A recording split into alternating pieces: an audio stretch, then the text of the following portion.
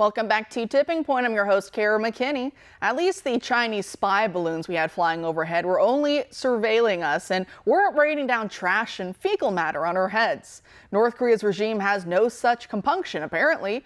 You may have heard that over the last few days, Pyongyang dropped an estimated 260 such balloons on South Koreans living near the shared border, forcing the South to warn residents in those affected areas to, you guessed it, stay inside. Funny enough, authorities are investigating whether these balloons also contain leaflets of North Korean propaganda. But if they did, that's just terrible marketing by Kim Jong-un. He's basically telling the South that anything that he has to say is trash. But this whole episode has an air of insanity to it, don't you think? Not to be crass, but while the man best positioned to become leader of the free world once again just got convicted in a rigged show trial by his opponent, you now have North Korea raining down poop balloons, as they're being called, on our ally. The world really is turning into a you-know-what show with Biden in charge. And hey, I know feces is a better term for those balloons, but even serious reporters use that term in a recent Pentagon press conference. Watch. Jeff Schogel, Task and Purpose. Thanks. I have kind of an unconventional question. As my colleague mentioned, North Korea sent balloons across the South into the South that included human waste. Does the U.S. have any plans to reciprocate and send American poop across the 38th parallel?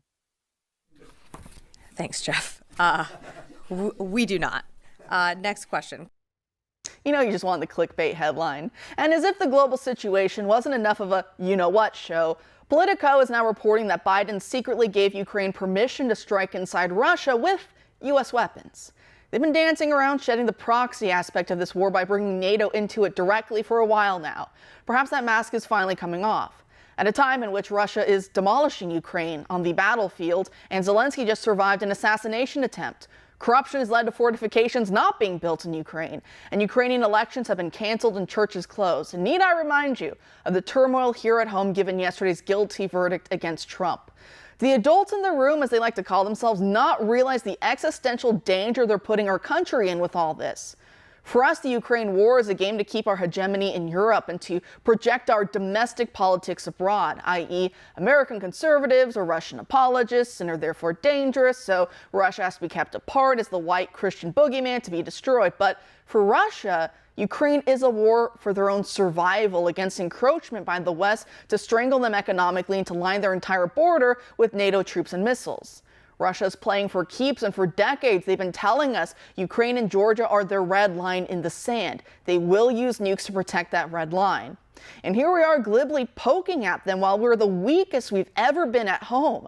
Putting aside issues of the left rigging Trump's trial to try and lock him up and whatever election rigging they have planned for November, we are also down bad when it comes to manufacturing output, supply chains, the economy, recruitment and retention for the military, and even general mental and physical wellness.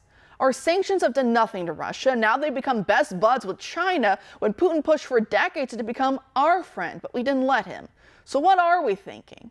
And going back to how weak we are here at home, Biden and the rest of the Democrats and neocons even keep telling us that this is a war for freedom, a war of democracy against authoritarianism, when it's anything but. It ain't Putin who's trying to trans my kids, use my taxpayer dollars to keep funding a deep state weaponized against me and my values to lock up pro-lifers and other conservatives. And it's not Putin telling me that my fundamental God-given rights are not absolute, as Biden is fond of saying. He especially loves to say that in connection with the Second Amendment. But a curious thing just happened at the Supreme Court yesterday. The justices ruled unanimously in favor of the NRA against New York state financial regulators who've been harassing and threatening them. If you haven't been knocked out of your seat yet, wait until you hear that it was Justice Sonia Sotomayor who wrote the majority opinion for the court. Is this what the left means when they tell us that the Supreme Court is tainted and it's corrupted, and so it needs to come under direct Democrat congressional oversight so they can tell the court how to rule? Who would have guessed that the liberal justices on the bench were secret right-wing agents of fascism this whole time?